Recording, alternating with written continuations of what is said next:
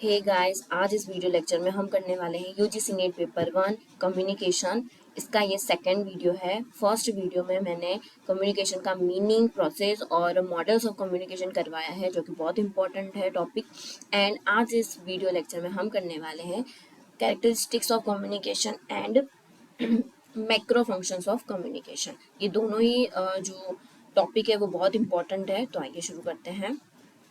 Characteristics of communication. तो first है communication is continuous. वो कम्युनिकेशन क्या है, एक कंटिन्यूअस प्रोसेस होती है।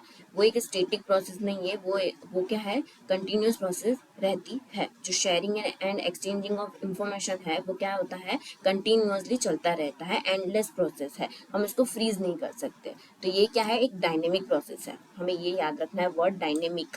स्टेटमेंट वाइज क्वेश्चन पूछ सकते हैं तो उसके अंदर ये डायनेमिक वर्ड भी आएगा। तो कम्युनिकेशन डायनेमिक प्रोसेस है, ठीक है, कंटिन्यूअस प्रोसेस है, और एक क्या है, एंडलेस प्रोसेस है। ये हम इसको फ्रीज नहीं कर सकते। उसके बाद है कम्युनिकेशन इज ऑल परवेसिव। तो कम्युनिकेशन क्या है, हर जगह प्रेजेंट रहती है, प्रेजेंट एवरीवेयर, हर जगह रहती है प्रेजेंट। हम बातचीत कर रहे हैं, ये मैं आपको पढ़ा रही हूँ, तो ये कम्युनिकेशन है, ठीक है। तो वो क्या है, एक हर जगह प्रेजेंट रहती है। In all relationship, all human relationship and found at all levels, सारे ही लेवल्स में भी होती है। जैसे कि मैनेजमेंट है, ऑर्गेनाइजेशंस है, इन सभी की जो लेवल्स हैं, जैसे कि लोअर लेवल जो है वो इंफॉर्मेशन प्रोवाइड करेगी मिडिल लेवल को, मिडिल लेवल प्रोवाइड करेगी टॉप लेवल को, और टॉप लेवल उसी हिसाब से अपना डिसीजन मेकिंग करेगा। और उसके बाद जो टॉप लेवल है वो इंस्ट्रक्शन देगी मिडल लेवल को एंड लोअर लेवल को। तो इसी तरह से हर एक ऑल लेवल्स में भी होता है, एंड ऑल ह्यूमन रिलेशनशिप में भी होती है, यानी प्रेजेंट एवरीवेयर, हर जगह प्रेजेंट रहती है। उसके बाद है टू वे कम्युनिकेशन। तो कम्युनिकेशन क्या है, टू वे प्रोसेस है। तो it is not only sending end receiving message. ये सिर्फ मैसेज को भेजना या रिसीव करना इतना ही नहीं होता, बल्कि सेंडर ने मैसेज भेजा तो रिसीवर ने उसको समझा, उसी सेंस में समझा है या नहीं, तो वो भी देखना होता है। It is incomplete until the message has been understood by the receiver in the same sense. तभी ही कम्युनिकेशन क्या होगी, सक्सेसफुल होगी, इफेक्टिव होगी, जब सेम सेंस में वो रिसीवर उसको समझेगा। तो ये क्या है, टू वे प्रोसेस है। कॉमन लैंग्वेज, यहाँ पर कॉमन लैंग्वेज यूज होती है कम्युनिकेशन को बेटर बनाने के लिए, ठीक है। तो this helps developing better understanding between the sender and the receiver of the message. और ये क्या करता है, कम्युनिकेशन को इफेक्टिव बनाता है। कॉमन लैंग्वेज होगी तभी मैसेज को समझ पाएंगे, सेंडर एंड रिसीवर दोनों की कॉमन लैंग्वेज होगी तभी। अगर मैं तेलुगु या फिर मलयालम में बोलूंगी तो किसी को समझ में आएगा ही नहीं, जिसको आती होगी वो समझेगा, ठीक है। तो ये क्या है, कॉमन लैंग्वेज होनी चाहिए ताकि सेंडर और रिसीवर दोनों को समझ में आए। कम्युनिकेशन कैन ऑल्सो भी कंडक्टेड थ्रू जेस्चर्स। जेस्चर से भी होता है, यानी जो वर्बल एंड रिटन कम्युनिकेशन होता है उसके अलावा जो नॉडिंग ऑफ हेड्स, हम जो हेड को हिलाते हैं ना, नॉडिंग ऑफ हेड्स हो गए, फिर rolling of eyes, movement of lips की मूवमेंट जो होती है, तो इन सभी से भी कम्युनिकेशन होता है। इंफॉर्मेशन जो है इनसे भी कन्वे की जाती है। हमें समझ में आता है कि सामने वाला हमारी बात को समझ रहा है या नहीं समझ रहा। तो ये क्या हो गए, एक कम्युनिकेशन ही हो गया। तो ये गेस्चर से भी होती है, वर्बल और रिटन के साथ साथ। Communication is of different types. Communication जो है डिफरेंट डिफरेंट टाइप्स के होते हैं। जैसे फॉर्मल कम्युनिकेशन है, इनफॉर्मल हो गया, ठीक है, जो फ्रेंड्स के साथ करते हैं, इनफॉर्मल कम्युनिकेशन, फॉर्मल कम्युनिकेशन, फिर है verbal communication, non verbal communication, interpersonal communication, mass communication. तो ये सब क्या है, कम्युनिकेशन के टाइप्स है, जो हम उसके अगले वीडियो लेक्चर में पूरा पढ़ेंगे। उसके बाद है एक्सचेंज ऑफ आइडियाज। तो कम्युनिकेशन के अंदर हम किसी भी आइडियाज को या किसी फीलिंग को, कोई थॉट हो गया, इंफॉर्मेशन हो गई, तो हम उसको क्या करते हैं, एक्सचेंज करते हैं from one person to another. तभी कम्युनिकेशन पॉसिबल है। हमें कुछ बताना होता है सामने वाले को, तभी ही हम कम्युनिकेट करेंगे, चुप रह के तो करेंगे नहीं। तो communication can not be thought of in the absence of an exchange of words. Exchange of words, ideas के बिना तो होगा नहीं ये communication. In order to complete the process of communication, there must be an exchange of ideas, orders, feelings, etc. among two or more than two persons. ठीक है, तो exchange of ideas वो तो होना ही चाहिए। डायरेक्ट एंड इनडायरेक्ट कम्युनिकेशन, तो यहाँ पर कम्युनिकेशन जो है वो डायरेक्ट भी हो सकता है और इनडायरेक्ट भी हो सकता है। डायरेक्ट का मतलब होता है कि जो फेस टू फेस कन्वर्सेशन होती है वो होती है डायरेक्ट कम्युनिकेशन, और इनडायरेक्ट कम्युनिकेशन जो किसी माध्यम से की जाती है या किसी मीडियम से की जाती है, चैनल से की जाती है, तो वो क्या हो गया, इनडायरेक्ट कम्युनिकेशन। तो ये दोनों ही तरह से की जाती है, ठीक है। यानी ज़रूरी नहीं होता हर बार कि फेस टू फेस हो, रिसीवर एंड सेंडर दोनों ही फेस टू फेस हो, वो ज़रूरी नहीं होता, वो किसी मीडियम से भी हो सकती है, ठीक है। जैसे कि इंटरनेट, यूट्यूब वगैरह में जो वीडियोस वगैरह होते हैं उसमें भी इनडायरेक्ट कम्युनिकेशन हो जाती है, तो वो क्या है, डायरेक्ट एंड इनडायरेक्ट कम्युनिकेशन भी होता है। तो ये थे कैरेक्टरिस्टिक्स थे इसके कम्युनिकेशन के। और उसके बाद है ये important topic macro functions of communication. Macro functions of communication है, बहुत इंपॉर्टेंट है, इसके ऊपर से 2023 में भी क्वेश्चन आ चुके हैं। तो फर्स्ट है emotive function.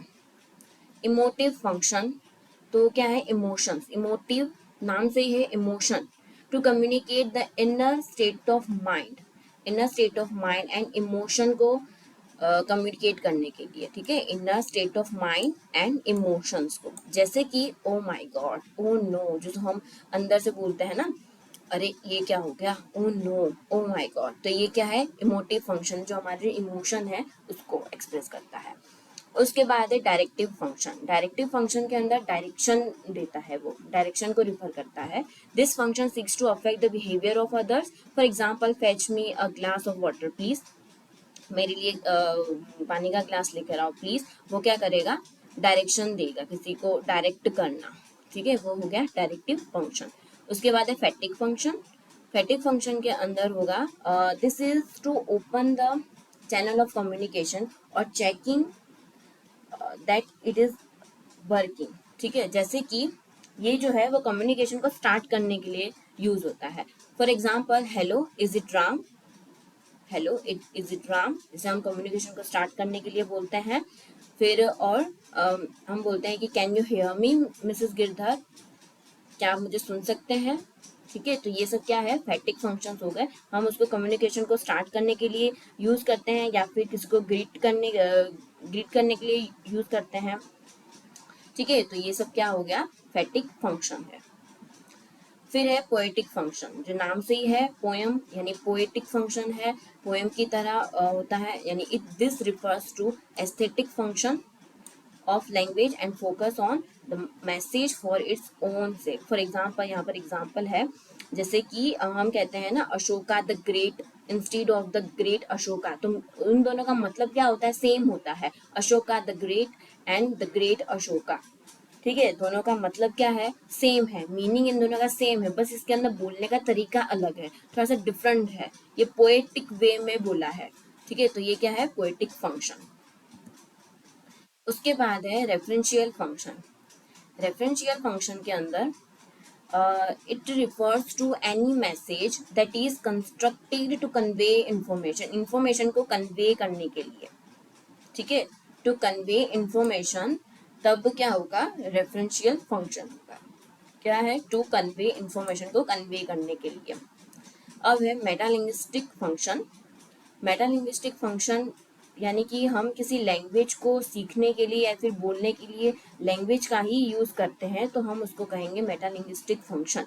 This function focus attention on the code of language itself when language is used to speak about language, यहाँ पे है ना, when language is used to speak about language, language को ही use करना language बोलने के लिए। For example, grammar या फिर डिक्शनरी हो गया, उसके अंदर हम देखते हैं ना उसका मीनिंग क्या होता है, किसी भी वर्ड का मीनिंग देखने के लिए ग्रामर या फिर ये डिक्शनरी, ठीक है।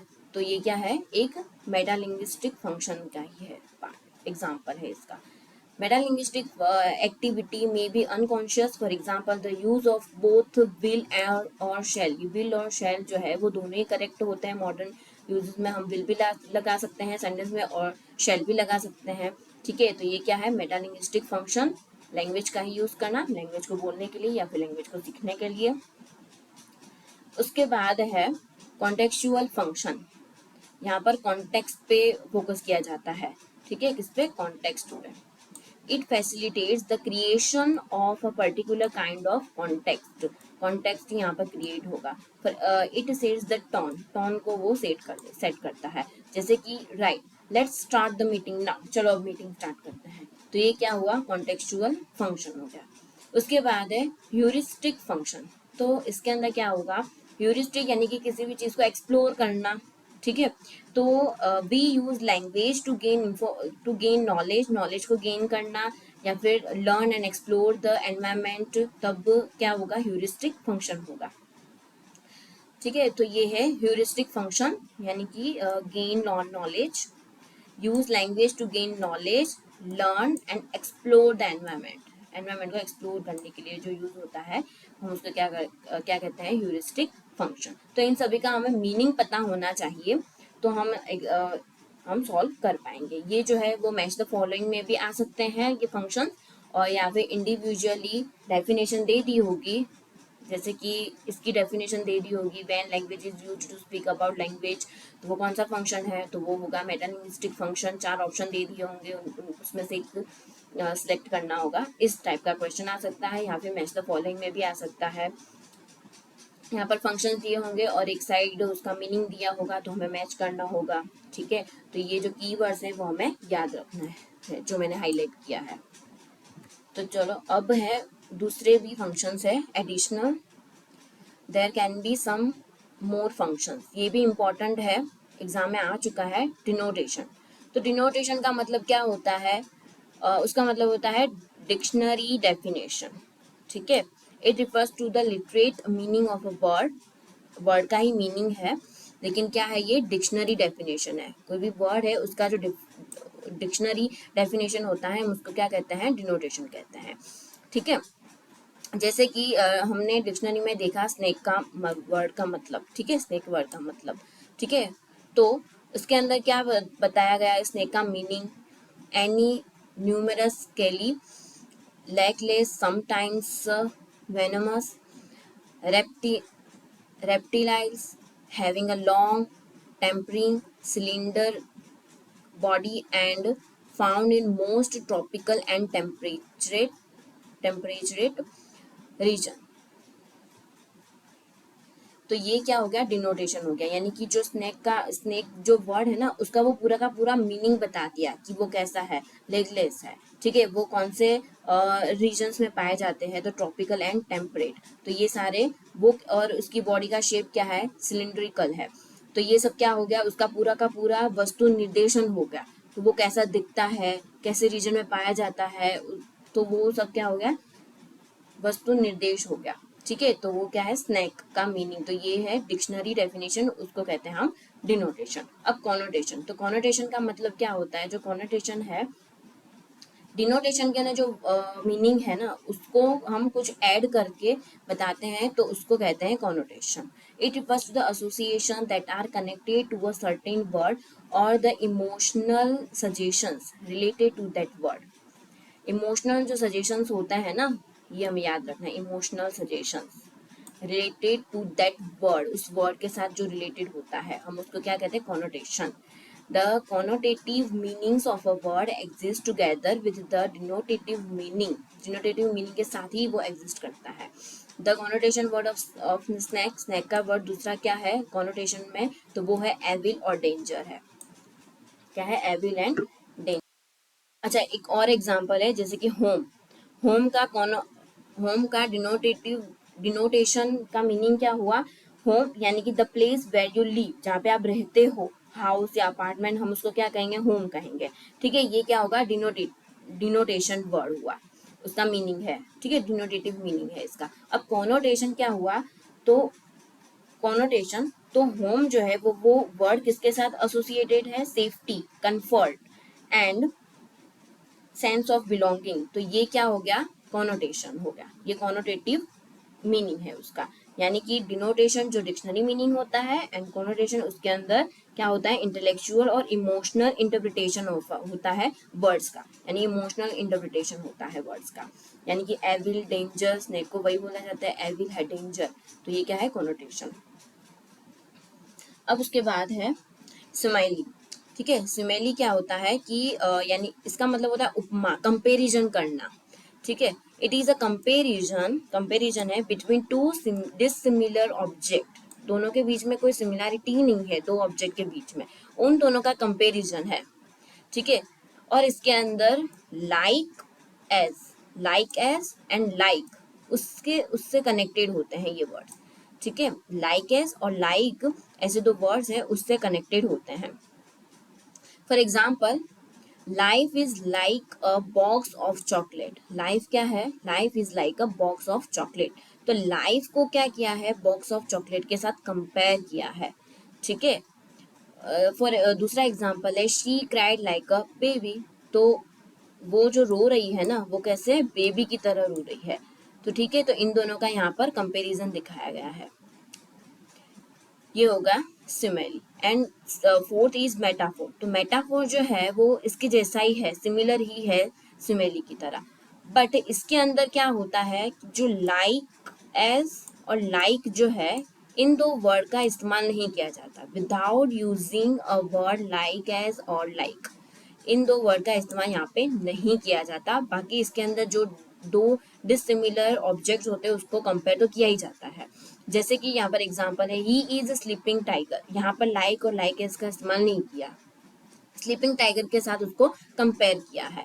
My motorcycle is a bomb on wheels, यहाँ पर भी लाइक और लाइक इसका इस्तेमाल नहीं किया गया। ये क्या बना है? Creating metaphor. ये क्या हुआ? मेटाफोर हुआ, जिसके अंदर कंपैरिजन तो किया जाता है, लेकिन लाइक और लाइकेस और लाइक का जो दो वर्ड है उसका इस्तेमाल नहीं किया जाता। बाकी डिसिमिलर वर्ड्स का कंपेयर तो किया ही है, जैसे सिमिली में किया था। ठीक है, तो ये चार थे और बहुत ही ज़्यादा इम्पोर्टेंट है। अब है एक क्वेश्चन ले लेते हैं जो 2023 में ही पूछा गया था। When the primary function of communication is to convey new information, ये आ गया ना, convey न्यू इन्फॉर्मेशन को कन्वे करने के लिए, तो वो कौन सा था? रेफरेंशियल फंक्शन था। ठीक है, जो हमने पहले पढ़ा था मैक्रो फंक्शन, तो वो क्या है? Referential function. तो ऐसे ऐसे एग्जाम के अंदर क्वेश्चंस आ सकते हैं। आपको ये वीडियो अच्छा लगा हो तो लाइक, शेयर एंड सब्सक्राइब जरूर करिएगा। Thank you.